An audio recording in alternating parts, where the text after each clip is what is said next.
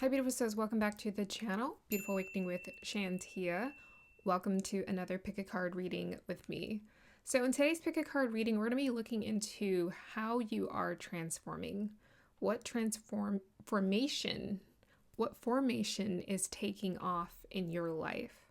And so for the theme of this pick a card reading, I decided to go with origami. So this is what I saw in my meditation, was something folding. And as I did more research into folding, I started to realize that the folding that was coming through was the unfolding in your life. So there's an unfolding and a folding. Maybe there are things that are closing out and then there are things that are opening. And if you've ever seen someone make anything out of origami, sometimes they do certain folds or creases just to use it as a marker point or a marking point, and then they undo the fold and then they create all these other different folds. So origami is a very fascinating artistic expression or experience, very meditative too, thing to watch people design and create things. Okay, if you haven't already, go ahead and check out the most recent video I dropped on my other channel, Soul Awakening with Shantia, called Conscious Coupling, where I talk about the part 2 to the Rahu and Aquarius K2 and Leo transit. But really I'm talking about the general transit that's going to be happening for about a year period and how all of the planets together are influencing these shifts. And I pay particular attention to those outer planets and how they're influencing. Coming up, I'm going to be doing a new Earth video. So this is going to be focusing on Pluto and Capricorn with the combination of all the other planet shifts as well, which is speaking to this new Earth we're being called to create. I'm sure some of you guys have heard of the new Earth. Maybe the first time you heard of that concept was from Eckhart Tolle.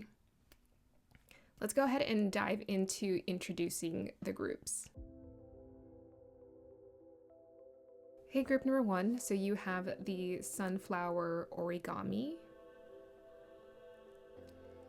Group number 2, you have the kite origami formation here. And group number 3, you have the moth origami formation. Let's go ahead and start our meditation.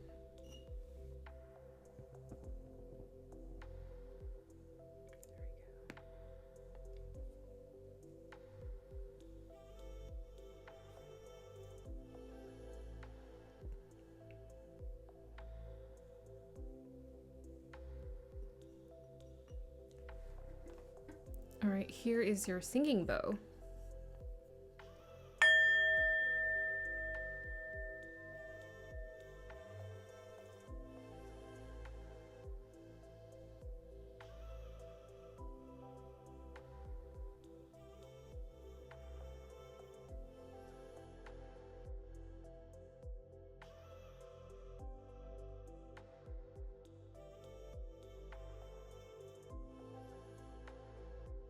All right, group number 1, if you chose the origami sunflower, we're going to go ahead and start with you.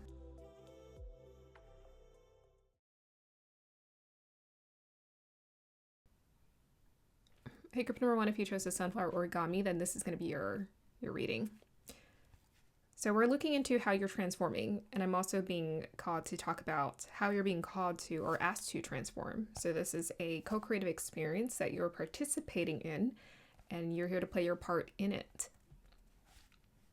Okay, so you guys, I got you at number 2 here. You guys originally were the second group I meditated on, but now you're number 1, and that all depends on, like, intuitively I shift things around depending on the design. So for some reason, the sunflower wanted to be number 1, and I think that's very fitting because usually the sunflower is connected to Wands energy, the Queen of Wands particularly. And sunflowers, I'm actually growing some out in the yard right now. They love the sun. So the sunflowers actually use a system called heliotropism, where they follow the sun. They follow the sun. They follow the light. And I actually didn't know about that until, I chat GPT'd it and just did a little research to try to figure out, okay, what's the specialness about sunflowers? Because I actually have gotten these in my readings plenty of times. And I've always seen like dancing daisies or dancing flowers in my readings or in my meditations. And I'm always wondering, like, why do I keep seeing flowers? And it's because flowers are drawn to light. And in fact, I think the life of a flower, if you were to grow a plant in your yard or in your home, you would kind of see how you work, the intricacies of how you work and how you operate as well. So that's what's fascinating. Like the sunflower wants to be seen, it wants to shine. And this flower can grow essentially anywhere, right? It just loves the sunshine as long as it gets some good soil. It can pretty much, or decent soil, it can pretty much grow and thrive anywhere. And it can grow super tall, like insanely tall. So this flower absolutely loves to be seen. It loves the light and it proliferates beautifully. So this speaks to, let's go ahead and take the word sunflower and let's break it down. So we got the first word is sun, the second word is flower. So sun takes us to light. Sun is also a representation of our soul. So S-O-L and then S-U-L, which is how we typically spell it, our soul. And according to the Vedas, or the Vedic way of living, the soul, some people may not even have a soul. What we all have may be actually just spirits. And I always think of the wands as very spirited, very spirited. And what we're actually working towards when it comes to moksha and liberation is developing our soul here on this earth. So until we complete our soul, we can't, receive liberation or moksha or graduate to the next higher incarnation existence. So that it's very important in terms of what you're here to develop. And I think this is something that you're learning how to embrace for yourself. But what's so fun about this is flowers always make me think of, especially sunflowers, they make me think of kids, because this is one of the first flowers you learn how to draw as a kid, is sunflowers. It's one of the first flowers you learn about as a kid, is sunflowers. So there's something fun and playful about this energy. And dharma is defined as the divine play. So life is a divine play. So kids are so good at this. They go in that playground, and I was thinking about the jungle gym or the playgrounds for kids. That's basically the world that we live in, right? Life is a jungle gym. Life is a playground. And if we can shift our perspective to see it that way, we wouldn't take it as seriously. So I think that's a huge part of how you're transforming, how you're being called to transform, is to really find the humor in life, find the fun in it and the play in it, and it won't feel like such a heavy burden. And then redirecting your priorities. So the sunflower uses the heliotropism process by which it follows the sun, this is what I heard, throughout the day. That's incredible. That's a lot of work.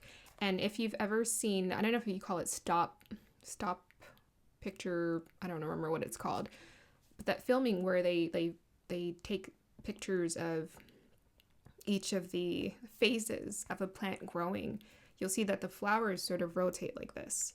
So we're not meant to be stagnant creatures. Our life is meant to be full of adventure and varying moods and degrees of flavors and ways that we're here to exist. So if you embrace this unpredictability in life, which is why office jobs don't really serve us at the soul level or even at the spirited level, because we're meant to follow the sun. We're meant to follow the light, our soul, our heart, our spirit. And our spirit doesn't follow a linear pathway. So that's what I'm seeing for you guys. So you're learning how to embrace this unpredictability, this play in your life. You're learning how to fill it with lots of different color, and you're letting go of this attachment to like a singular purpose or a route. And maybe you're learning that your life purpose is just you existing every day in the way that life is calling for you to exist. And that's why these fixations on particular goals actually are not, when we fixate on them, they don't actually serve us. The broader vision of just following our heart and our soul, which we can't see, you can't put it on a vision board. You don't know what it looks like because it looks different every day, right? Every minute, every second. So this also speaks to your devotion, right? So the sunflower following the sun is relating us to this devotion of us to source. We're devoting ourselves to source. Devotion of the soul to divine truth as well. You're devoting yourself to truth and higher guidance. So your devotion to truth and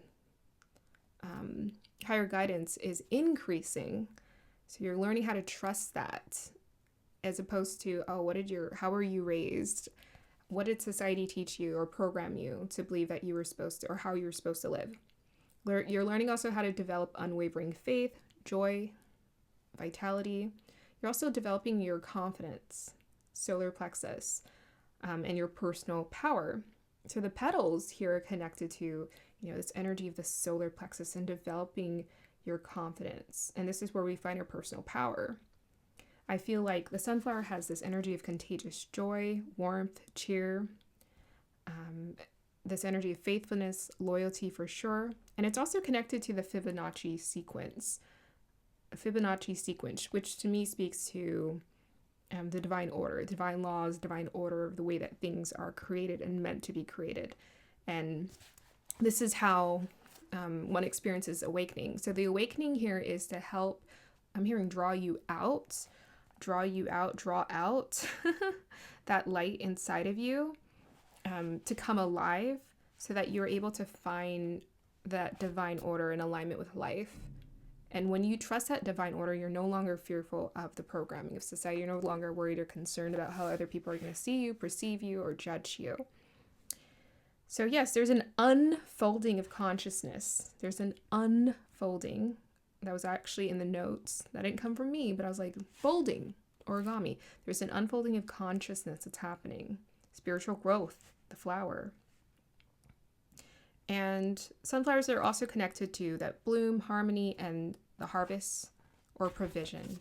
So you're transforming to trust that you will always be provided for. You're trusting that your harvest will always show up. And people need to get away from this idea of like, oh, I'm still waiting for my harvest to show up one day. Like $1 million is going to be a representation. No, the harvest is already here. You don't have to worry about whether the harvest is here. Look at the plants outside. They proliferate, they grow, they don't stop growing. The harvest is already here. It's just sometimes the abundance is more apparent in the physical manifestations, but there's no shortage of provisions from divinity. And you're blooming, you're blossoming. Beautiful. All right, let me go ahead and look and scribe with your crystal. So you guys have the Jadeite here. That is your crystal. Let me go ahead and see if I can pick up anything with it here.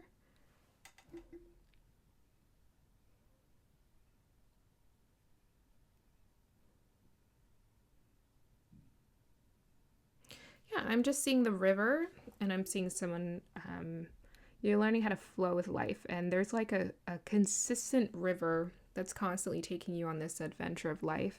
And you're learning how to trust that. You're learning how to flow with it beautifully. So this Jadeite specifically is connected to overcoming your fears. I usually see an alligator in it. Jadeite is also connected to prosperity, especially with jade. Is that Chinese or Japanese culture? Might be Chinese.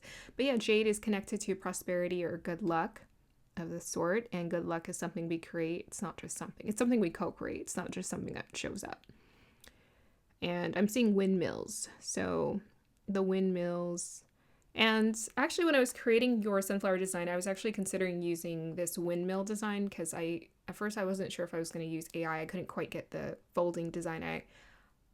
That looked more natural, honestly, because sometimes AI can look very unnatural. And I was going to use windmills, and it made me think of how, when the wind blows through the windmills, it spins it, and the windmill just spins, right? And the windmills create power. They power up. So that's also speaking to your intellects, the thoughts that flow, the thoughts that inspire you and empower you. That's what I'm hearing. So you're learning how to get your windmills going.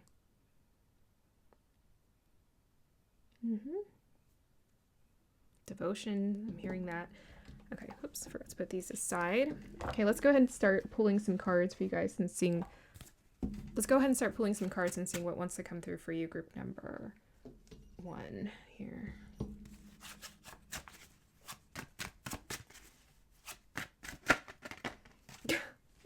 Very sunflowery. We get the full card. Very nice. And there's a beautiful bright sunlight behind him. Well, that's just perfect. So it's like this energy of feeling a lot more carefree. and pioneering your path, not worrying about, he just has his, I remember as a kid fantasizing about packing one of these like knapsacks and putting it on a stick and like going off and having my adventure. That was always such a common thing as kids. We're like, oh, we're gonna like pretend to have our adventure in this world. And then you grow up as an adult and you realize that that never ends. That adventure is still what you're here to have. It's just, I don't know, I guess it starts to look different. It starts to have a little bit of a different flavor. But I have to admit, like, I know I'm not a kid anymore. I don't think the way that I thought when I was a kid. There is some core things that are similar, the same, but I definitely feel the weight of the world, the burden of emotions, feelings, and just everything. So yeah, I think you're just learning how to unpack it, is what I'm hearing, like unpack that stuff and put it where it's meant to be, which is like left behind, and move on, move forward. You're learning how to leave it behind. Oops. Okay, we have here 8 of Pentacles and the 6 of Cups. Yeah, so there's that pure essence inside of you. Can also be connected to nostalgia and memories. And this Jadeite also connects me to healing as well. So you might be, like, 8 of Pentacles is about being consistent and putting in the work. You're learning how to invest well and consistently put the work into yourself, to take care of yourself, to take care of your well-being, to understand that this creates a foundation for you feeling more carefree. And yeah, look at, he's giving her a flower here. So, and look at all those flowers proliferating. So maybe you're also just learning how to tune into your inner child and have fun as well. Okay, let's see what else wants to come through for you. Group number 1. So we have 2. Oh, the one card I never finished. The good thing is I know about this sign very well. So you have your Mula Nakshatra. This is the 19th Nakshatra. It's in 0 degrees to 13 degrees approximately Sagittarius. So we have here 2 of Wands. Yes, clubs are wands. Yep, you got 2 of Wands here. So there we're connected to the spiritedness as well. So 2 of Wands always takes us to choices and branch choices in our life. So in a sense, so even though you are transforming into this beautiful flower that follows the light, you have to understand that this is your choice. And it's coming straight from your spirit. It's coming from your willpower to choose to live a certain way, to embrace a certain way of existing in your life. So I think you've been learning the difference between, what helps that light to shine and what kind of dims it. There's a difference. So we have here Mula and Sagittarius, very much is a teacher, the energy of expansion. So you're expanding for sure. You're expanding to receive more. You're expanding to receive all the different delights of life. And I'm hearing you're experiencing that spectrum of like that innocence to maturity. Mature, responsible, sensible, sober. I don't know. It's kind of what's coming through. So I wrote here the rest, the center, the innermost core. Yeah, Mula is connected to the galactic center of the universe when you look at the galaxy or the Milky Way. So K2 stores past karmas and releases the ones ripe enough to be experienced in the present. So there we go. You're unpacking that baggage. Mula is very much about releasing that karma because it's ruled by Jupiter, but then it's also ruled by K2. So Jupiter is about those lessons that we're here to learn, the grandiose lessons, the life lessons we're here to learn, the expansion and the journey we're here to have as a soul, as a spirit here. And K2 connects us to the dissolution. So whatever illusions, if you have this placement in your chart, you're going to have to dissolve, you're here to definitely dissolve some karma. It's going to be very apparent in your life, a common theme. And you're going to have to dissolve certain illusions, whether it's about yourself or the world. And it usually happens through, yourself, where you're like, oh, I used to think this. I used to believe in this. So this is where you have the opportunity to reevaluate your beliefs. So I think this is also part of the advice as well, is to welcome this shift, this refinement, where you're tuning into higher, expansive beliefs for yourself about life. letting your universe expand to see more, experience more, understand more. And as you see more, this helps you to just embrace the journey and not be so jilted, because Mula can be very much that jilted energy. But it has this rawness to it. It's connected to what Kali, Nirtiri, and Rudra, which is like that storm it brings. It's very intense nakshatra in terms of dissolving karma, because it's a fire sign. It's the final K2 ruled fire sign. So it's very much about like, bam, like you really have to delete those false belief systems for yourself and what just does not work. Okay, let's go ahead and pull some more cards for you guys and conclude this reading soon, so we don't go too long-winded. Look at that, we got fire, Mula fire. So yeah, looks like you're learning how to tune into your fire, your confidence, your looks as your optimism, but I want to change that around to like expansionism. Actually, the truth is beautiful when you see it from the highest perspective. It's actually quite incredible, miraculous, amazing, and it's I almost feel like in my life the truth is sort of addicting in a sense that I always just want to keep knowing more and more, because there's no finish line. You just keep learning more and more about life, and it just more and more things come to you. So I think you're definitely finding that passion for life in the bigger picture is what I'm hearing. Okay. We have here convertible. Yep. So choices, 7 Gemini. You have a choice in terms of what direction you want to go in. Look, map. Yep. Figuring out directions. 3 Aries. And we have here 4 Virgo, handcuffs, control.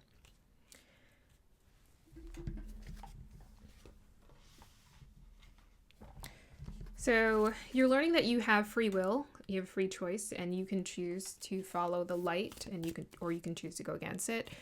And that choice is freeing you, because the reason why people are so unhappy and depressed is because they feel like they don't have a choice, and it's like, actually you do. So when you realize you have the choice, there's a responsibility that comes with it. There's a discomfort that comes with realizing that we're the ones perpetuating the harmful stories in our life. That comes a bit with a heavy dose of truth. Comes with that. When you realize, oh, it's me, I have a choice. And then the other part to it is, okay, now how do I really embark on this journey is what I'm hearing. So group number 1, you're really stepping into this courage for yourself to embark on that journey of truth, to not run away from it, to not, and the universe is trying to, right now, they're trying to get you right in that sweet spot where you're fully committed to this way of being, because there are a lot of people who waver, and I feel like when you waver, you don't complete your awakening process. The awakening cannot be completed until you fully commit and devote yourself to this way of being. What a lot of people do, if I'm being totally honest, is they just kind of follow the surface level stuff. And there's like, there's spiritual communities where people are like popular, and there's a way that they exist, and there's like an acceptable norm about how one goes about on that pathway. And they just max at that level. They're like, okay, I've become this big motivational speaker who's talking to all these people about life. But that was never really the core. That wasn't the point of the journey. It was to learn about yourself. It wasn't to become a motivational speaker for everyone. If you felt that passion to do that, sure. But there's just like a nuanced way. I feel like there's just a nuanced way to approach it that's really authentic. And yeah, everyone has to go on their own journey to figure out what works for them, which, speaking to the map, that's what you're embracing for you, group number 1. You're realizing there is no specific particular path. There's no right path. There's just your path. You have your own unique pathway. And so even though I'm saying, I'd be talking about the shifts that we're going through in the collective, by the end of the day, you actually have your own unique path and way about going about that. So you have to really trust yourself, listen to that, see what works for you. So you're learning how to read the map. You're learning how to read the map. You're learning how to navigate life better. And, to me, that Sunflower takes me to Page of Wands and embracing the adventure of life, the potential. You're learning how to embrace with that 3 Aries the potential to this adventure called life. Yep, you're learning how to read the signs, read the signs, follow your intuition. So this is like a really important part. Like everyone wants to rush into, oh, I need to create a spiritual business. Now I need clients. And I'm like, no, you just need to figure out how to follow the signs of your journey. And that might actually not involve any clients. It might not involve, you trying to help all people in this way. It might actually just involve you, you just don't know. Maybe a random people will just show up in your life and they will light up from a connection to your spirit. So you just don't know. With this for Virgo, handcuffs. So this is about releasing control. I think it's interesting about how this is connected to Virgo with the handcuffs.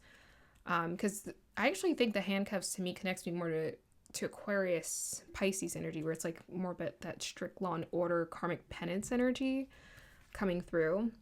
Because Virgo is more about like following the rules to me. Like they're about following the right way. What's the rules? What do I need to do so that seem like I'm following the rules? Because it's very much that student's pet energy I always get with Virgo here. But Virgo can be about the energy, it says here control. So it's about like having that controlling. And to me, the earth signs are the most controlling because they're very much fixed on, I want it to look this way, or it needs to be this way, be consistent. They like their routines. And if someone gets them out of their routines, their nervous system just gets so uncomfortable with that. But yeah, like you're learning how to release control. You're learning how to release control, and it's taking me to a carnival ride. So if you're like on a carnival ride and you're on a roller coaster and you're just like, you're up and down. Let's say you've never been on it and you just don't know what's happening on this carnival ride. There's some level of faith, trust that you have to embrace to go and enjoy the ride. Otherwise, it's going to be painful. It's going to be painful or disruptive to you. So yeah, that's what I'm hearing. You're on a roller coaster ride called life. You're kind of realizing this at this point, and you're learning how to embrace it. Just like sit back and relax and just embrace that ride. Because sometimes you feel powerless and you have to let go of that control. Pretty much letting go of, yes, all control is what helps. Oops, I'm sorry. Okay, so we have here a couple cards. We have the one, the unseen, the vessel, and the warrior. Okay. Definitely not pulling any more cards. So Sagittarius also takes me to that spiritual warrior. Sagittarius are very much the climbing up Mount Everest spiritual warriors. Sagittarius energy is all about alchemy. We all have Sagittarius in our chart, so we all have the ability to alchemize. Wherever that's sitting in your chart, you're going to learn a lesson about how to alchemize there. And we're all here to learn that lesson of how to alchemize our painful experiences and purify, because this is actually aligning all of our chakras. And, with this rainbow, it's helping to create that Kundalini awakening or balance within us. So how you're being called to transform and how you're transforming. You're embracing the unseen. You're embracing the invisible, the ancestral, the etheric, the spiritual. Even though we can't see it, it's all around us. And it was interesting because I was listening to a podcast the other day where someone was talking about they said there is no God or something like that. And I was like, oh, you had me until you said that. Just because, maybe it's the Sagittarius in me. I don't know. But I just believe there is some sort of beautiful magic in this world. And I've always felt that way. And that's not something where it's like, oh, I'm trying to comfort myself with this belief system. It's everywhere. I'm just like, everything just feels so magical to me, whether I'm reading cards or just like looking in nature. There's so much magic in this world that I can't even get that upset about the state of affairs of this world, because I feel like there's just so much beautiful things, undeniably beautiful things in this world, that even though I feel passionate about things, I still see so much beautiful things happening that and I have so much access to that beautiful, lively life force of energy and that magic that I don't know. I'm not that jilted. I'm jilted, but I'm not that jilted by life, So I just can't lose hope. I don't have it in me And I feel like that's something you're learning how to embrace within yourself, group number 1. You guys got the 1, which is so perfect here. I think you're learning how to tune into realizing that you were the source to your happiness. You were the source to the truth all along, just by you opening your heart, being sincere, setting that intention, and being brave enough, courageous enough to embark on that journey of freedom that it looks like you're creating for yourself. You're also understanding that you are the vessel, you are the temple, and that all this magic is happening inside of you. You don't have to look outside of you for this confirmation or this validation. And this is something each year I get more and more comfortable with, because especially when I started this channel, I was trying to find people who were doing it similar or receiving similar messages or whatever, who I related to or resonated with, to get confirmation for what I was doing, even though there was a sort of natural confidence that was flowing through me, that I also trusted too. But I was looking for the validation, and then I realized I couldn't find it. So, by the end of the day, I just trust whatever it is that's coming through me and how it wants to work. And that's what makes me feel good. I just trust it. Yeah. You're the one. All right, let's close out your reading, group number 1. All right, you guys have 6th house. We can put it here, I guess, on the 1. Oh, no, you have 9th house. Virgo. Interesting. Mars, Virgo, 9th house. Okay, I think that's the advice for where you're at right now. So Virgo's purification. Mars is that action steps, the pioneer, the passion, willpower. Mars really is about willpower. Whether it's about taking action, don't matter. It's about that willpower to do the right thing. And I've actually heard that Mars is connected to like this policing energy, which in Jesha, there's that policing energy, which is in Scorpio. Jesha Nakshatra. So it looks like, yeah, it's about right and wrong. That's what I'm hearing. And then that 9th house is about expansion and divine law as well. So you're learning the divine law. You're learning what's right, what feels right to you, what doesn't. Virgo energy is about that cleanse, that purification that you're experiencing inside of yourself. You're just like, okay, this feels right. And you're developing like this fiery spirit inside of you with this, you have this spark here. I'm hearing like this spark is becoming a really intense fire in your heart that's guiding you on your pathway. And it feels like your truth is what I'm hearing. So that's how you're transforming. You're transforming to embrace your truth, and you're learning how to trust it. Your willpower is in your life force is redirecting to benefit you so that you feel passionate and alive. And what I find so interesting, even though there are a lot of people who have very passionate viewpoints, especially, in the United States, it's very, whether it's online or on TV, people are very passionate about their perspectives, their viewpoints. We're in a very polarizing time in the world right now. I feel like that passion is the life force energy. And so even though Source is trying to redirect us to experience more peace in our hearts, if we're open to it, and people are very focused on being right versus just doing the right thing, and understanding that rightness is not us. It's not our personhood that gets to decide that. It's the divine laws that decides that. It's still the passion that's flowing through those people that's keeping everything alive. And that means something. That's what I'm hearing. Even if you're like not doing it in the healthiest way or approaching life in the healthiest way, it's the spirit. And I feel like in the United States, that's something that they've always thrived at, is spirited, very spirited people.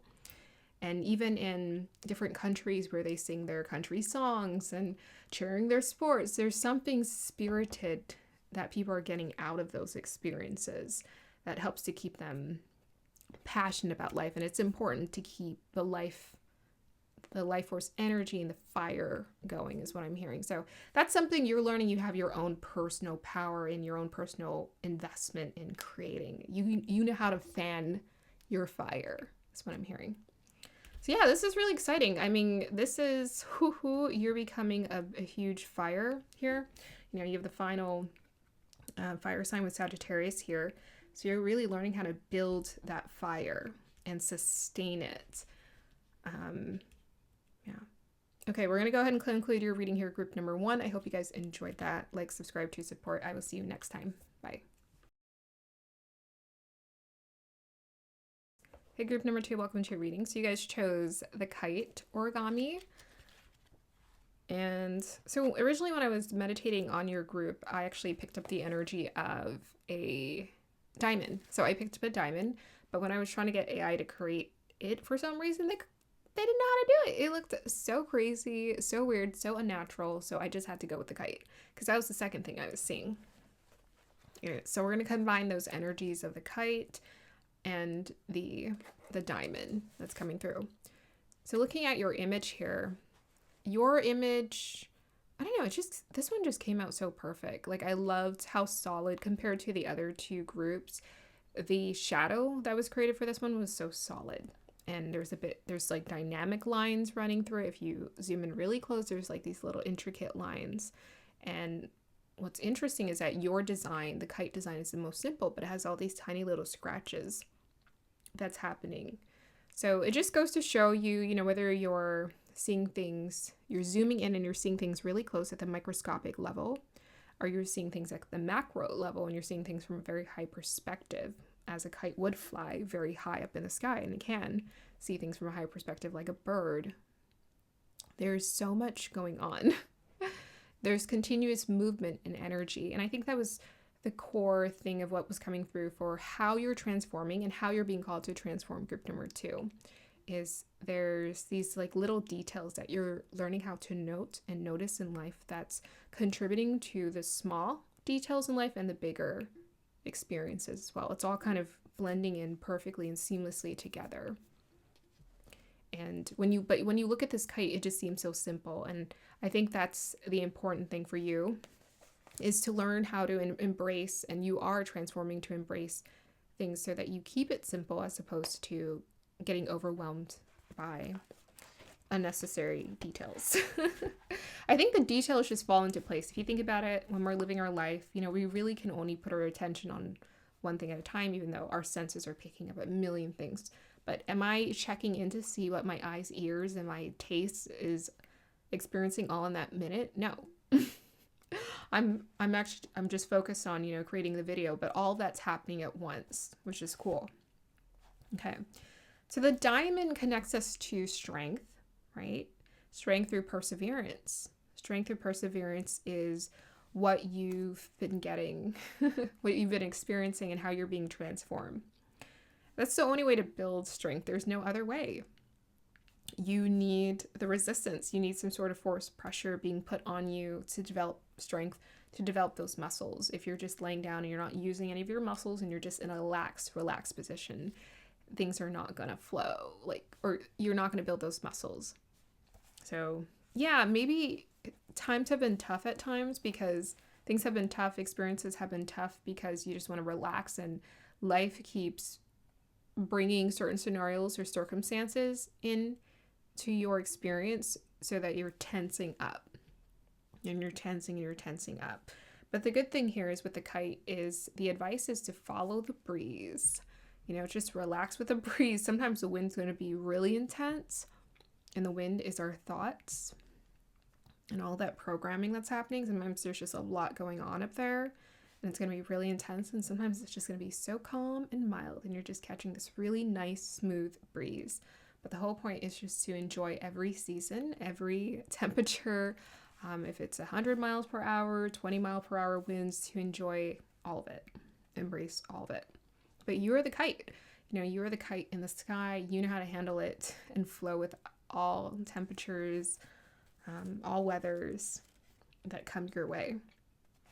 You're also transforming to reach higher states of consciousness. You know, you're getting higher and higher up in that sky, which is really cool. You're learning how to me, if you let a kite fly high in the sky, you have to let more string, right? You have to let it have more string or unwind it. And then you also have to just kind of tug it a little just to make sure you kind of keep that. There's a nice balance you have to maintain to keep that wind flow so the kite maintains its height up there. But what's really cool is the wind just blows it up there. So even though there's work that goes into co-creating and rising into higher states of consciousness. A lot of divinity is like helping us so much. You know, divinity is that wind. Sometimes, yes, we got programming that's happening within us, but divinity is also that wind, and they blow us right up there. They give us the inspiration, the ideas, everything that we need to thrive and to rise and rise and rise. And so all we have to do is go with it. So you're at this point in your life where you're actually rising into higher states of consciousness. And sometimes you might be second guessing it and thinking, is this me rising into higher states of consciousness? Or is life kind of sucking right now? Like, what is going on? And yes, it's both. And it's all about perspective, right? Just like that kite. Kites are very playful, like kids. Kites are very playful, and they're meant to be a fun experience. And I don't think, well, maybe there's a few people who go out there and they're flying their kite and they're taking it very seriously, but it's meant to be like a fun, easy, relaxing experience. And I think divinity definitely wants you to see yourself more as a kite that's flying in the wind, free. Right, you're transforming to feel so much more free and flow with the wind. So it's not about, you know, changing your circumstances or finding a cabin in the woods where there are no humans, no people, nothing to bother you. That's actually helping you to rise into these higher states and peaceful states of consciousness. It's actually the conflict, or it's the challenges that come your way, or the unpredictability that comes your way, that's actually challenging you to rise into those higher states of consciousness. So yeah, you're feeling more free with your kite. The diamond, again, this reference is indestructible. What's really cool about paper is, you know, if one falls apart, you could just fold another one. There's just something so, what do you call it? Portable? That's not quite the word I'm looking for, but you can just kind of make another one. If it rips, you can tape it to see if that works. My nephew was playing with a styrofoam plane, and it broke twice, and twice he came to me and he asked me to tape it, and it worked. So I'm like, well, look at that. A little bit of tape can fix it. There you go. But he broke some other things too, where I kept telling him, you can't, tape doesn't work on everything. And he's like, why not? And I think that's so adorable how kids just have that eternal optimism where they just don't understand, why can't you fix it? I don't understand, what's the big deal? And I think as a being that you're learning this about yourself. Why do we have to fixate on this? Why are we so worried? Why are we stressing out so much? It's not that big a deal as we think. So yeah, definitely try not to enjoy the sense of humor. Try not to take life so seriously.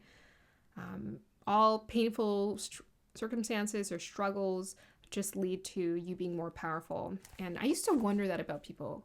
I'm like, wow, how are they handling all that trauma and that tension? And I've learned, at this point in my life, it doesn't kill you. Like, it can make you stronger. You just don't know it.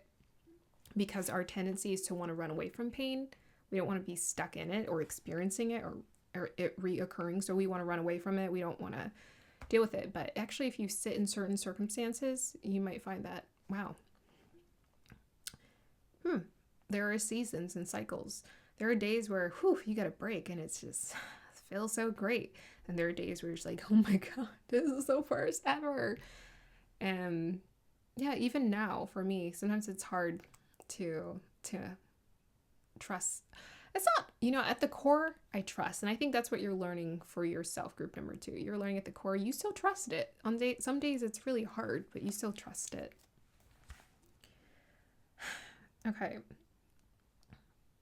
So yes, you're learning how to embrace your real internal and external power. You're learning what real power is. You're learning that life is beautiful, just like that kite, enjoying that breeze. And like a diamond, so diamonds are beautiful, they're radiant, and you're developing this blinding radiance within you. Your light is shining brighter and brighter, and nothing can defeat it. So the kite equals, wind plus willpower, steady hold, string connection. Yeah, so the string could be a connection to feet on the ground, head in the clouds with that kite reference. So make sure to keep your feet on the ground, head in the clouds, find that healthy balance, and that kite will thrive. And it also takes willpower to hold that kite steady, and a desire to even want to fly a kite, to want to be free. Yeah. Okay. Let's go ahead and pull some cards for you, group number. Oh, sorry. Let me go ahead and scry with your crystal and see if I see anything. So you guys got I think this is Rhodochrosite, and this is usually connected to divine love. So let me see if I can see anything here.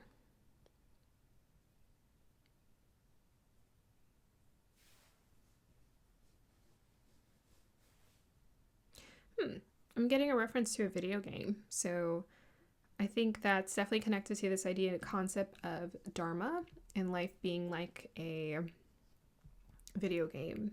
It's a divine play. So I think you're realizing more and more when you see things from a high perspective that you are in a divine play. You know, it's just you are a character. You're a sim character in the simulation. Sim character in the simulation. Yeah, because I'm seeing like guys shooting and they're like battling, kind of like in a Star Wars video game or something. I'm seeing them kind of like shoot at each other. Huh. Okay, I'm getting a message that I'm learning something right now. But whatever challenging experiences you have with people or whatever, on purpose.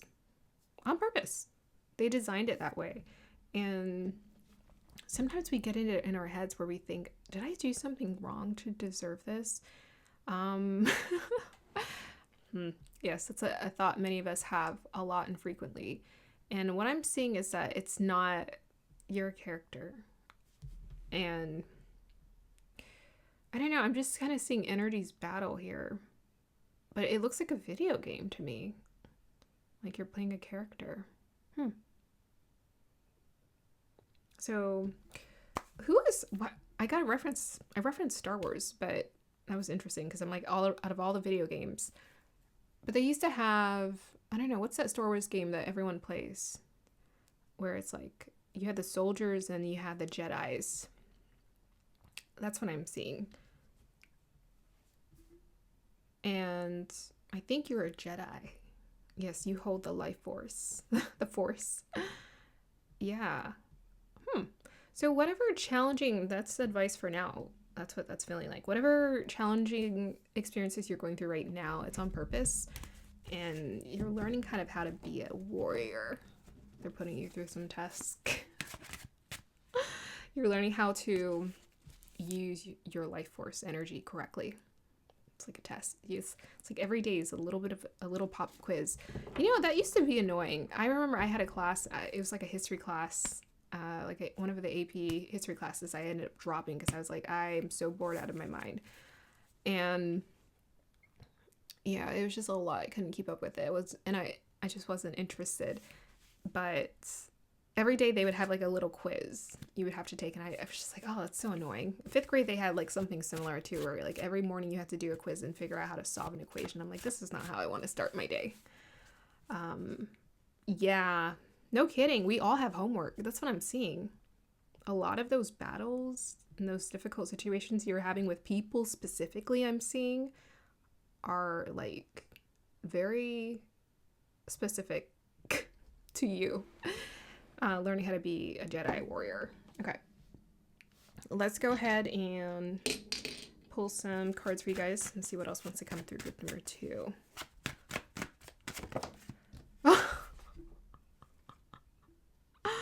You guys got 5 wands. All right. Gee, I wonder what this reading is going to be about. We got the conflict. Oh, okay. We got 7 of Pentacles and the Ace of Swords. Okay. It's just a repeat. What I just said. So essentially you're learning how to embrace what's the truth and use discernment. You know, Ace of Swords. Swords are always about discernment, seeing things clearly. We're getting air references with a kite, seeing things clearly. 7 of Pentacles, this is about how do you invest your time? Where do you want to invest your time? How do you invest your time? And you're learning how to invest into the truth. Here to overcome these conflicts. Yeah, a lot of work. Life is an investment, continuous investment. I'm also hearing that, you know, if you want to believe it or not, it's up to you. But after this incarnation, right, after this life experience, it's going to be decided. Your fate's going to be decided whether you are promoted or demoted or whatever. So you kind of are a spiritual warrior and a soldier, whether you're aware of it or not. You're a soldier here on the battlefield of life, and you have the opportunity to move up to lieutenant, captain, if you so desire to, depending on how you invest and how disciplined you are with your, I'm hearing like investigation, like where you're putting your attention. Okay, let's see what else wants to come through. Okay, we get Two of Cups with Aswini Nakshatra. That's the first nakshatra. We have Pura Falguni. Ooh, fire coming through. Okay, this feels kind of current too. Seven of Swords. Okay. So, I think we have a misunderstanding of what fighting is supposed to be and mean. Because I'm hearing, like, from a divine perspective, it means something different than what it looks like. Like, fighting would be, screaming at someone or hurting someone or hitting at someone, right?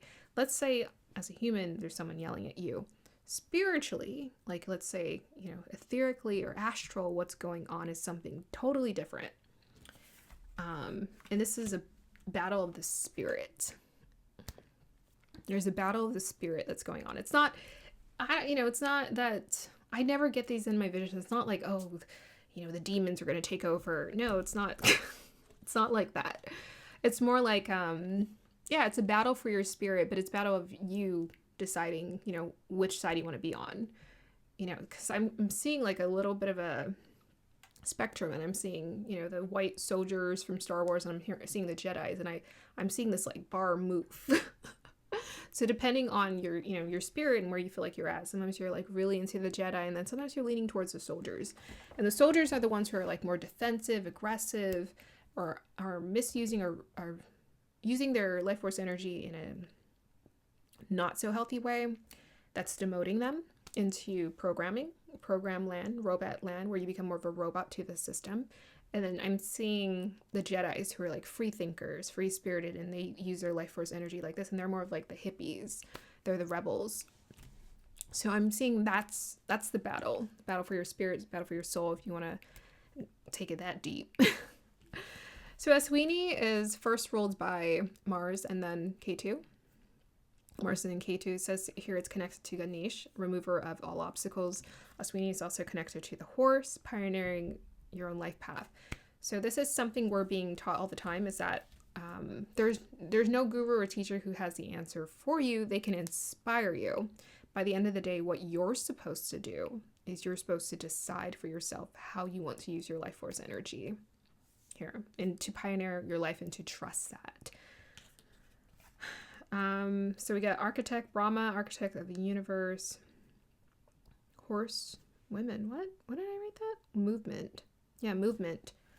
Yes, so I was seeing the dynamic energy of the kite, movement, fire, purity. Yeah, so I think our passion, our fiery energy is really great for action. If we want to know, okay, what do I do? What's the right thing to do? What feels passionately right for you to do? And so I think that's where you're at right now, where you're learning how to redirect your life force energy, your passion, so that you do things that feel right to you. Okay, so this is a Deva Sattvic Nakshatra, very interesting, which means that it's very much about, Deva is like the goddess. This is a helpful nakshatra connected to herbs, cure of disease, the celestial physician, spontaneous energy, and very straightforward. Yeah, so maybe you're just learning how to be more direct in terms of, okay, this feels right, this feels wrong, this feels right, this feels wrong. Aswini is very direct. Also, Pura Falguni, very direct, can be direct as well. We have your 11th nakshatra. So this is 13 degrees. Aswini is 0 to 13 degrees Aries. Pura Falguni is 13 to 26 degrees Leo. So this one's fully in Aries. This one is fully in Leo. So Pura Falguni, 7 of Swords. Yes. So breaking through the illusions, for sure. This energy is highly creative. Yeah. So either our 5 of Wands energy could be creative or destructive. So honestly, I wish, some of these cards, maybe I'll make my own tarot deck one day, but I wish some of these cards were more neutral so that they can be interpreted in two ways, because this could look like people playing, right, in the divine play, or this could look like people fighting in the karmic play of life, the adharma, yes. So it's up to you. Do you want it to be dharma or adharma? So I'm hearing dharma is it's play. I'm also hearing, you know how when you're fighting with someone and you're like, oh, am I being disrespectful to divine by getting angry? I'm actually hearing it's about the perspective that's more important. So it's not about having the perfect response to things, even though you want to respond in a better way. It's more about understanding the higher perspective of who you are. I think you'll be less reactive if you understand who and what you are. But yes, there's that too. But I'm also hearing you don't have to have the perfect response every time. It's actually more important for you to understand the concept first of who and what you are. Then you'll stop reacting. Oh my gosh, that's a very powerful message. Because how many times do we go through life and we're like, oh, how do I mean, if you're into the divinity like that, sometimes you just feel bad for having not the right response. You feel guilty. And I'm hearing it's more about understanding who and what you are first. That's more important. When you understand that, when you embrace that, you'll stop playing into it. It won't have a hold on you like it used to. Just naturally, it'll fall away. Okay, I'm learning something. Yeah, so Pura Falguni is ruled by Sun and then Venus, so it's very creative nakshatra. So use that energy to create, not destroy. And if you're going to destroy things you don't need, right? The old. But there's no reason to destroy or hurt people or be destructive. Because that's what a lot of people do. When they're angry and they're mad, they just use that energy to hurt other people, to destroy. It's like, I'm going to destroy you. Just because I'm angry, right? The battle of the ego with Pura Falguni. It's the battle of the ego. So your ego is going through a purification. That's how you're transforming group number 2. Oops. You guys got the king. Look at that. Okay. The king. Yeah, so you're in charge of your life here. You're in charge of your life. At the core, you know, you have a spirit, a soul that's directing you, that knows the truth and knows what to do.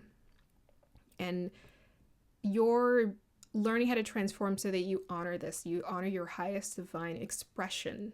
Your highest divine expression, which is creative, it's playful, it's fun, and it's truthful. That's the most important thing. It's truthful.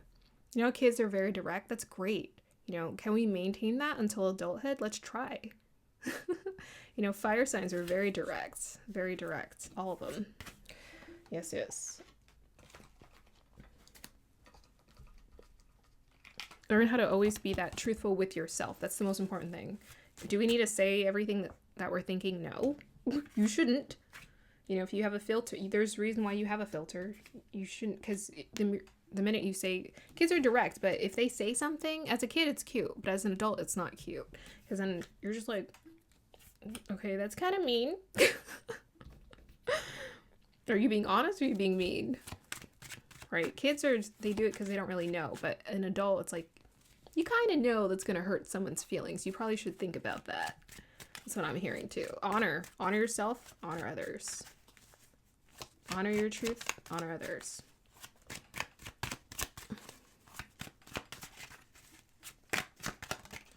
Okay. We have headache. I think that wanted to come out. Yeah. Okay, nice. We got the hot air balloon. Yes. Watch my conscious coupling. We talked about the hot air balloon in that one. Okay. Uplifting, freedom, headache, heart, and home. Okay. These energies kind of fit more of the reading, but the headache part is like it's like the conflict that we experience, right? Yeah, if you're experiencing any kind of conflict, like any kind of dis-ease, you know, I always say watch for that health, because to me, when it's manifesting in a physical form, you are not listening to your body. Like, your body's saying no. That's why I did not care about, it wasn't to me, I like working, I'm a Virgo. It wasn't to me about, oh, I don't want to work. It was more about, I want to do the right work in the world. So what's the right work? Because I don't like being drained and tired and cranky in day-to-day life. How do I be healthy? So even when I was taking care of my diet, I still didn't understand why things felt so off. It's like, okay, I'm getting rest, I'm taking care of my diet, I'm finding balance in my day-to-day life. So I tried to redirect it, and I was like, okay, let me do more things I'm passionate about. Still didn't feel right because it was still programming. So once I let go of all the programming and I just fell into my natural flow that I felt called to do, my energy aligned a lot better. And a lot of that anger, frustration went away. So really, this is saying that you're transforming to learn how to listen to yourself, not just what your body needs, but what your spirit needs. Because your spirit feeds. It feeds off of your circumstances, situations, whatever you choose to surround yourself, whatever content you choose to consume. And you're learning how to filter out what's good, what's worth consuming, what isn't. So with this 8 Leo hot air balloon, you're rising up. You're rising up. It's funny, I used the air balloon as a reference, and I didn't pull this card out when I did that video to check if this was in the sign of Leo. I didn't check. I actually thought it was an air sign because it's a hot air balloon. But look at that. We're in a Rock Aquarius K2 Leo. Mars is in Leo. Jupiter is going to be in Leo.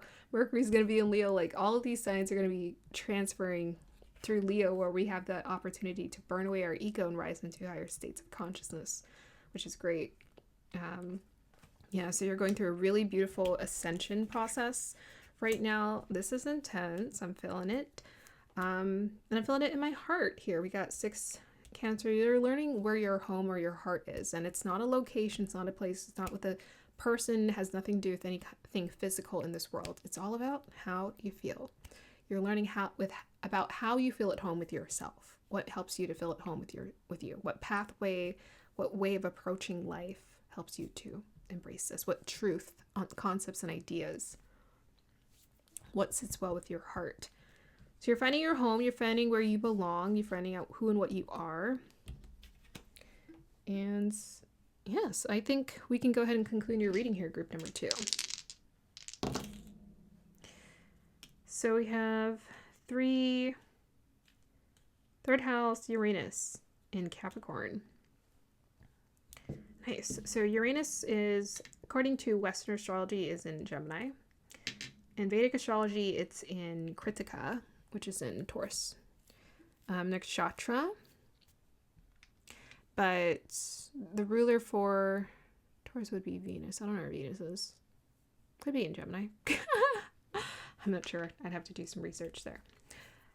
Okay, so innovative ideas. It's in a purification sign. So in Vedic astrology, Uranus is in Kritika, which is the purification sign, which is more like fiery. And it's helping to purify these outdated belief systems that no longer work for us through a burning away of false ideas, and probably through the ego as well, burning away that. But we have Uranus here in Capricorn. Capricorn is about, what we're investing with that 7 of Pentacles, our time and our energy into. Uranus is about these innovative, rebellious ideas to change, to radically change and shift your life in a different direction. So you're being called to radically shift and change your life for it looks like the long term, the long term, the long game. That's what I'm hearing. You're being called to radically shift your life for the long game. As far as life purpose goes, life force, life purpose. So, Capricorn is about what you're here to build on Earth, what kind of life you're here to create. And it looks like the universe is giving you some innovative ideas right now with that 3rd house. It's ideas, concepts. So it's coming to you probably through song, words journaling, podcasts, inspirations, books. This is where you're getting some really cool innovative ideas for how to live the life that you're going to be asked to build. You're being asked to build. But I think we're in a space collectively right now where we're still receiving these ideas and concepts. And I think that's more important right now, just to receive that. This truth here, this radical truth, before we start the building process. Get that inspiration and let it inspire you for what you feel called to do next. This is a really good time just to talk about it, journal about it, think about it, meditate on it. And eventually it's just going to seep further and further into your subconscious to the point where you're just like, now I'm ready to take action. Right, that's the end of your reading here, group number 2. I hope you guys enjoyed that. Like, subscribe to support. I will see you guys next time. Bye.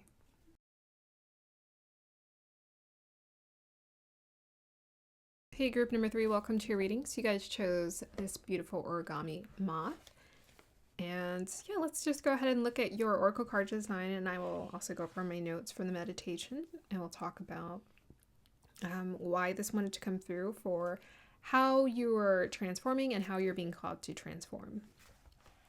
Transform us. So just looking at this image of the moth, it's kind of referencing a butterfly. Okay, let me start with this. When I first saw this origami image, I was like, oh my gosh, perfection, perfect. Because AI can be weird sometimes and it can look really unnatural, but this looks really beautiful. And what I also find interesting about some of these folds is they're not like perfectly symmetrical. Some of this paper folding actually feels quite intuitive. So there are some things when, I've tried origami before, I had a little bit of an origami phase. And that's why I was going to make these, but I realized I can't do the complicated ones. I'm just like, I can't do it. But when you're watching someone do origami, sometimes it would be frustrating to follow those tutorials because it seems actually quite intuitive when they're folding. It looks quite intuitive, and it looks like they just intuitively kind of know how the paper can bend. And I imagine that some of those more world-renowned origami artists or paper artists out there are just very intuitive about paper. What's really interesting about paper is how it has so much mobility or flexibility to crease and crease and crease. And all of these creases and dimensions can help to form something very unique, very interesting. And it's interesting how you can take paper and it's so transformative and it can become anything, which is, you're the only group who I said that for. But yeah, paper can become anything. It's so many things. It's books, it's my Post-it notes, it's cards, it's in everything. We love paper. We use paper like crazy. And you guys got the moth. So when I was actually doing the meditation, I didn't see a butterfly. When I was asking Divinity for what can I do this reading on, they showed me a butterfly first. When I meditated on your group to see what would come through, I saw a moth. I saw specifically a moth.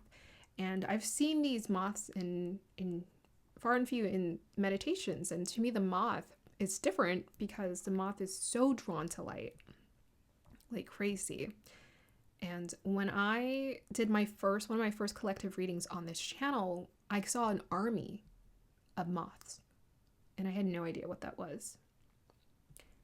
Now, I had an idea. I was like, oh, this is like light workers. The light workers are rising, right? But I thought it was interesting that I specifically saw moths. Now, when I did some more research, I was blown away. I was like, oh, there's a lot. There's a lot of reasons as to why the moth has so much significance in terms of how you're transforming and collectively how a lot of us are shifting. Why a moth?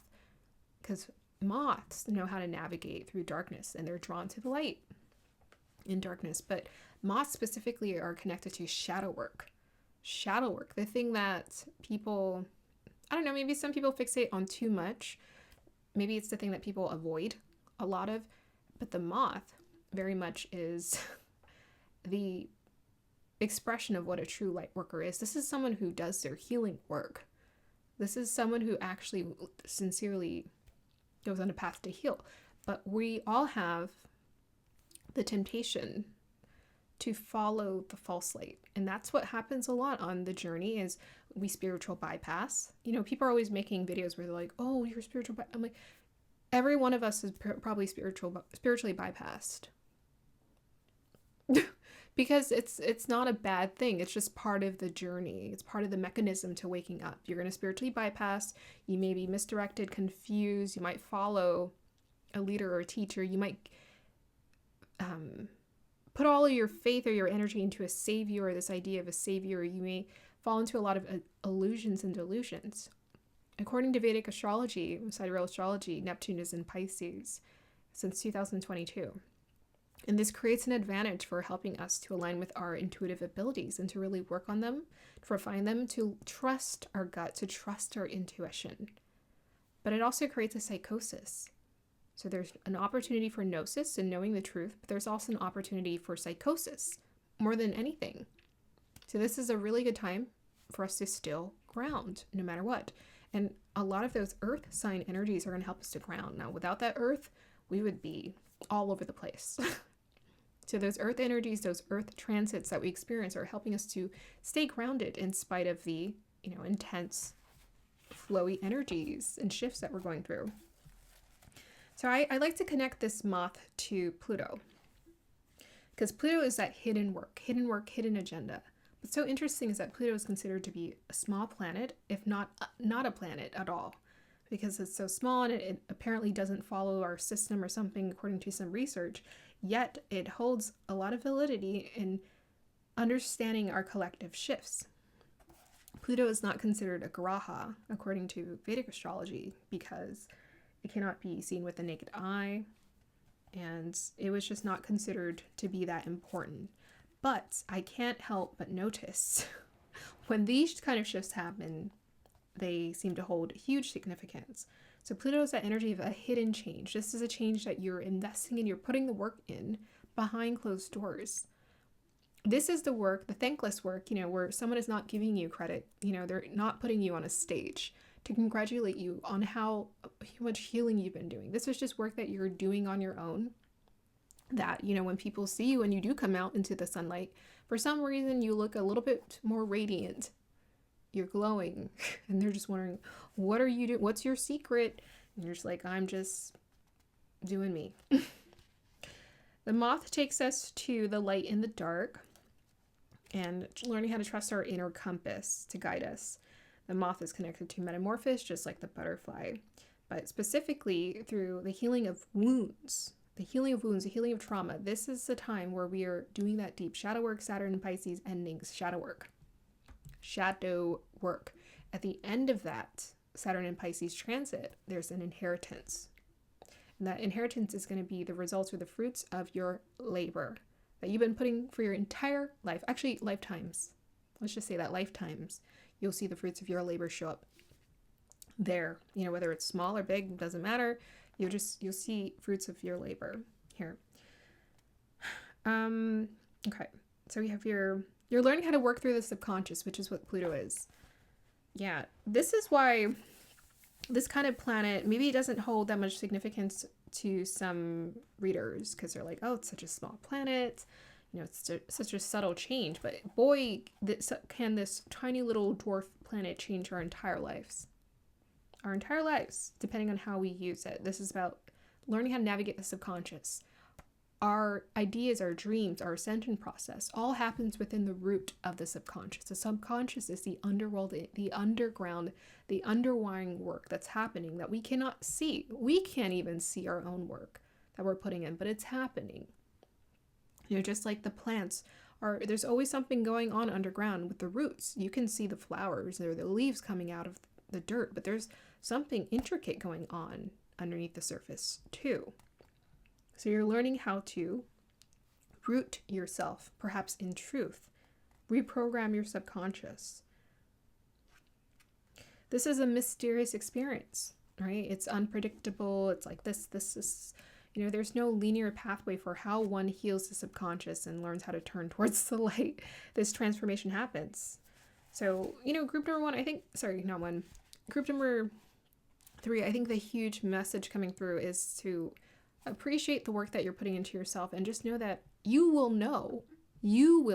I don't have to tell you to know. You will know by your own efforts if it's helping you. You will know. If you feel better in day-to-day life, if you feel like you're learning. This is also about learning how to follow your instincts. This is why putting all our eggs in one basket, investing in a guru or savior or teacher, doesn't really serve anyone, because you're supposed to be developing your own instincts. You're supposed to be learning how to answer these questions for yourself too. So what I do is I take my own notes, and then, I go to certain teachers or people who I look to, and I see what they're saying about the same thing. And often it's a very synchronistic experience where I'll do research on something, and then I'll get confirmation where I'll just a video will show up confirming some of the things I believed in and thought about. This is also about cultivating discernment, right? So we're not drawn to the false light. false light is very shiny. That shiny big stage is very tempting. Very tempting. People fall for it every time. Every single time. People fall for it every single time. It doesn't matter how much people are packed in that arena. If someone has a message and it resonates with you in your heart, that's what matters the most. So following your path is about following what truly resonates with your heart. So when we follow those packed stadiums or wherever people are going, the flock, that's usually not where we're going to find that deep transformation, that deep transformative work that we're being called to do within ourselves. Okay. Yeah, so this is about learning how to see through illusions, discernment, illusions. What's real, what's not real. Who's telling the truth, who ain't. Who ain't. And this is an opportunity for us to discern between truth and attachment. Truth and attachment. So the moth is drawn to the light, but the flame will burn it. The light may guide it, but the flame will burn it. So whatever you're drawn to that is misleading or misguiding you, ultimately it will burn you. And this is something that we just don't like, the consequences where we're like, oh, I just thought this was going to be everything and I'm so mad. I'm like, I can't really be mad at anyone, because if I fell for the trick or the pyramid scheme, that was me falling for the trick of the pyramid scheme. That was my, that was my choice. So I take accountability for, I fell for it. So I got to change my ways. I have to shift my perspective. No one forced me to do that. By the way, we all have free will. No one's forcing you to see any certain perspective. Even cults, they can't infringe. They can't infringe on your free will. They can't get in the way of that. That's up to you. How are you going to use it? So a lot of people fall for those schemes. The moth is connected to us facing our fears and using our antennas to find a way through with grace and sensitivity. Grace and sensitivity. And this is where you learn, instead of following that false light, you learn to trust your inner light and radiate. Yeah, so it's not a big bombastic adventure. People think this ascension thing is like a what do you call it? Like a carnival. I don't know. People think it's a fun, adventurous carnival ride, and I'm like, it's definitely not gonna look or feel like that. Like, it's at times it's gonna be really hard and it's gonna feel very frustrating, and at times it's gonna feel like nothing's happening. So, if we keep looking for the flashy experiences, we're probably finding ourselves caught in the schemes of the false light. So you guys have the green onyx. Let me just go ahead and meditate with this to see what is coming through here. Yeah, I'm seeing someone have a little campfire, and I'm seeing them sit down and they're just like putting wood in it to keep that fire going. Or they're just sitting around a fire with some friends, and they're just talking, they're chatting, they're having a good time as well. Which takes me to the heart and the hearth of a fireplace, heart. Isn't that interesting how the hearth of the fireplace? And then heart chakra, fire, heart. That's weird. Or not, nothing's weird. Yeah, and I'm seeing some divine beings, ascendant master energy. Yeah, so you are in a learning phase where you're connecting to these, you can call them energies of ascendant masters that are teaching you and guiding you, and they're with you all the time. That's why I'm just like, I could never put all my eggs in one basket and just invest in one person and teach me everything I need to know. I'm like, we get free 99 help 24/7. That's what I'm hearing. So trust in that. You have access, as we all do, have access to the ascendant master energies that are guiding us. Yeah, and they feel very nurturing, like very mother, father energies who are helping to look after you. And it looks like they're talking to you at a campfire, and they're just telling you stories. So maybe you get some of these advices through stories. Oh, when me and your dad was your age, how people tell those stories. Yeah, I'm seeing these like warm, sweet stories. Maybe you want to have a campfire. For us in the northern hemisphere, it's summer, so this would be a good time, I think, to have a nice bonfire, a very warming bonfire with loved ones. Yeah. So I'm seeing a lot of guidance here available for you. Oh, I'm hearing the what's it? Kim Possible song. Call me, beat me if you want to reach me. Call me, beat me if you want to reach me. Yeah. So I think some of you just need that extra guidance and reminder that you have that 24/7 help available to you. So call them, beep them if you want to reach them. They're always here to help you. Okay, let's go ahead and pull some cards.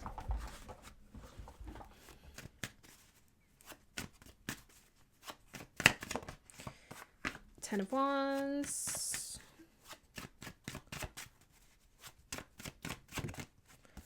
Nine of Cups. Oh, okay. Got an extra one there.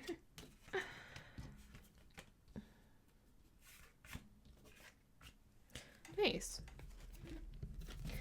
So you're being called to follow your dreams here. You're being called to, let me put it in this order.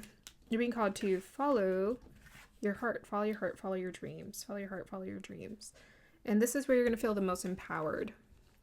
That's how you're being called to transform. You're learning how to trust yourself. You're learning how to step into your own personal power by following your dreams and following your heart. And this is what's actually, igniting this energy of fulfillment.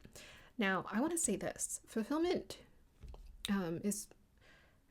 is a general concept. Fulfillment looks different, feels different, is experienced differently for every single person.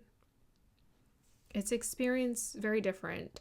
And I kind of got this through just like listening to people talk about motherhood. Some people are like, oh my gosh, I've always wanted to be a mother. It's just such a precious experience for me. Some people are like, no, I wanted to do this. So fulfillment looks different, but I don't believe in relying on external things to give us fulfillment. I don't believe in that. I'm like, I don't believe in that. I don't feel that either. So I think honestly, depending on the state of consciousness you're in, will influence what gives you fulfillment, right? For some people, it might seem like the career really was fulfilling them. I don't know.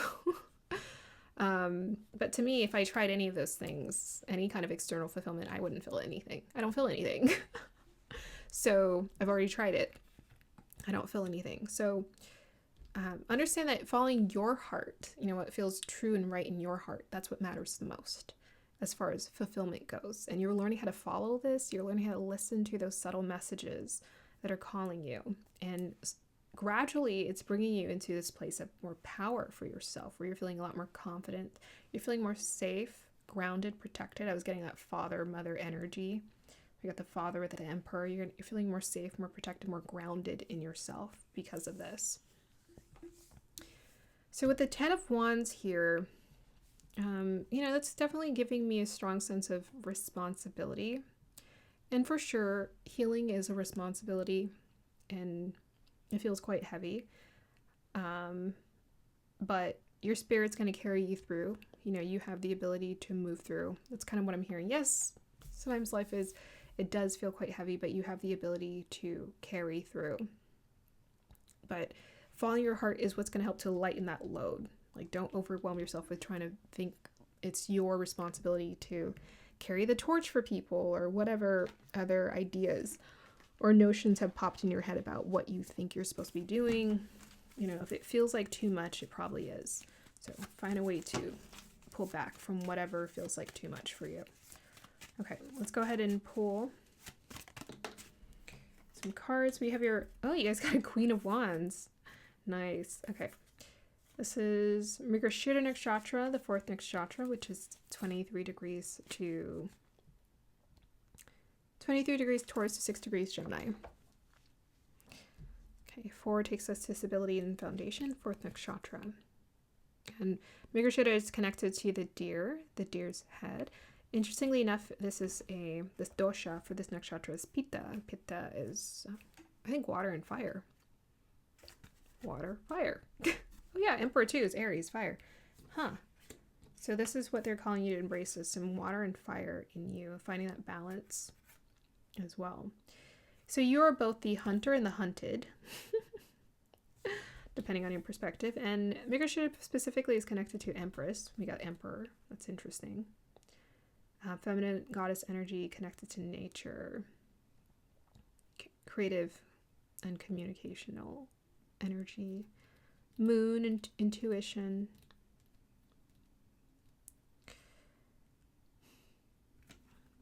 Yeah, so I think you're being asked to be very confident in following these ideas and concepts that feel true to you.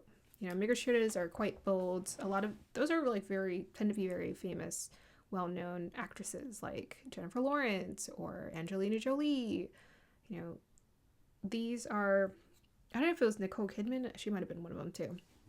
But these are people who are quite decisive about what they want in life. That's what I'm hearing.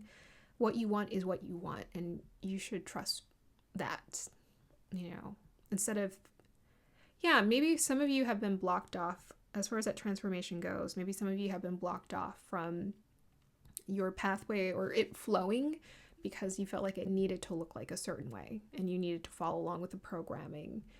And with this moth energy, there's just so much behind the scene shifts and deep transformations that you're going through that is totally redirecting you towards a different life path. And at times maybe you feel a bit off put by that because you're like, well, if they're not doing it, am I supposed to be doing it too? And it's like, yes.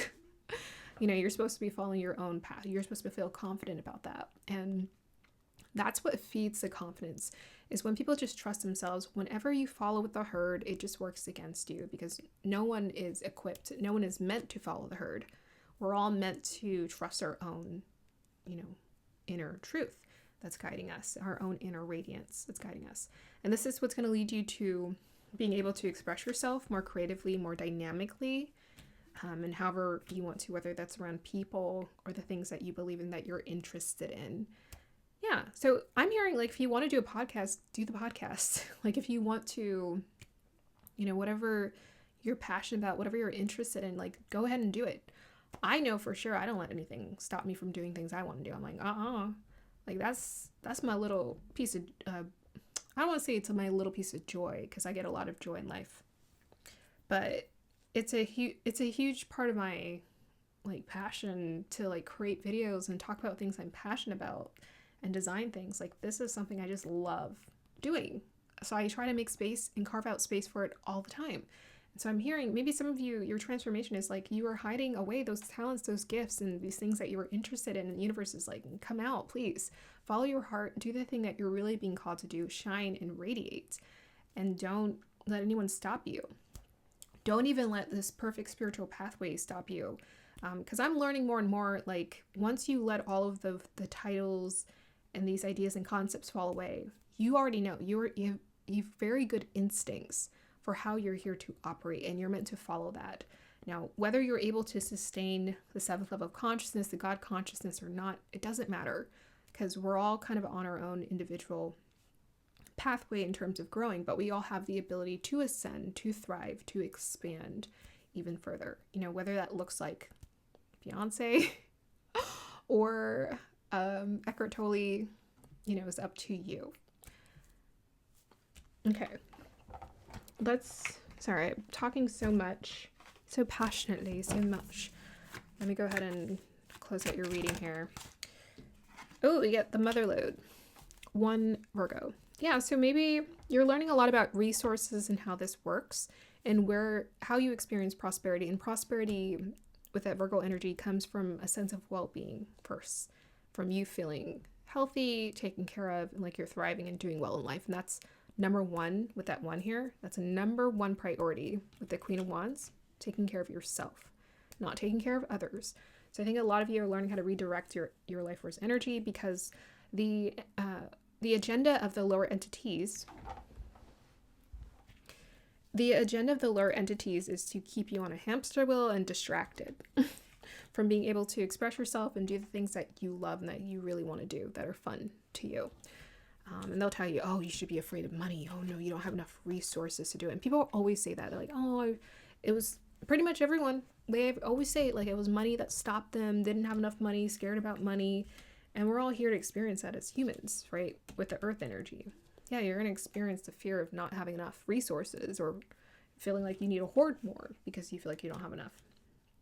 But by the end of the day, it all comes down to, with that mother energy, how you feel. And it comes to remothering and refathering yourself, feeling secure in yourself, and understanding it doesn't look or sound a certain way. Adulting doesn't look or sound a certain way. It's just a matter of you embracing your pathway. So yeah, having plenty, you're in this transformative space where you're truly embracing the true meaning of abundance, and you're understanding, wow, I feel so abundant. Infinite abundance, because I'm connected to my infinite existence. Oops. Okay, we have here Judge. Yep, the comic and desert. Yes, good. So the desert's definitely connected to resources here. And so you're being put through tests. There's no doubt about it. Like I said, life feels burdensome with this 10 of Wands. Yeah, we are being put through certain things that are here to help us grow. Life lessons. And one of the life lessons you're going through, we all have to go through, especially through an ascension process and the awakening, is you have to learn how to go without. And to, even though you have minimum resources, how am I going to embrace my creative expression with this comic here? Which, by the way, the wands are the comedians. They are the comedians. My nephew has 6 planets and fire signs. He is a He's a comedian 24/7. He loves joking about the same things sometimes, but everything's funny to him. He finds it hilarious. Even getting in trouble. Which to him is just, it's funny. He has the best sense of humor. So you guys have an incredible sense of humor that you can tune into. You have this comic inside of you that reminds you, don't take life so seriously. With this Judge, don't take life so seriously. Don't judge people or yourself so harshly. No need. And even as you're going through situations where you feel like your resources are limited, this is only teaching you to embrace your intuition here and your passion as well. So yeah, you might be walking through a fiery desert with limited resources, but you're actually just learning how creative you are, how vastly creative and optimistic and hopeful and inspiring you still are. And in fact, the people who had the least and then found a way to create an abundant life for themselves, they're the ones who inspire us. It's not the people who are like, I had money and then I got more money. It's like, that's not inspiring. Tell me about something real here. Okay, let's go ahead and close out your reading, group number 3.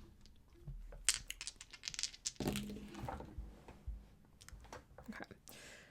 Looks like you guys got Taurus, Neptune in the 4th house. Yeah, so stability and resources. So it looks like you're transforming to feel a lot more secure within yourself when it comes to resources. With that Neptune, you're learning how to embrace and believe in your dreams, even if your resources are limited and not so... there's not a huge plethora of physical abundance. You're learning how to redirect to understand how resources and abundance is still around you and still shows up. You're also learning how resources do show up, is what I'm hearing as well. We get that 4th house. That's about safety and security. Neptune feels a little ambiguous. That could be about illusions, delusions. So this is about learning how to cultivate strong discernment in terms of us understanding what truly makes us feel secure, safe, and stable with that Taurus sign energy. But you're also in a building phase. You're learning to build your dreams, from almost seems like nothing. Because where is it coming from? It's coming from your spirit. You might not have the resources, but how many people, you heard them, they said they didn't have the resources and then they tried anyways. And suddenly the resources started showing up. So you may be on a journey right now where you're learning, actually, the more you believe in your dreams, the more you trust it, the more you flow with this free-flowing creative energy, this is inspiring energy, the more resources show up to support them. So if you want someone to invest in your business, you got to give them something to invest in, and that's you. That's what I'm hearing. And the universe is investing in you in this case. But if you want the universe to invest more in you, you got to invest in yourself by believing in yourself first. Okay, let's go ahead and end it there. That's how you're transforming, group number 3. This is so incredible, so beautiful. I'm excited for you. I hope you guys enjoyed that. Like, subscribe to support. I will see you next time. Bye.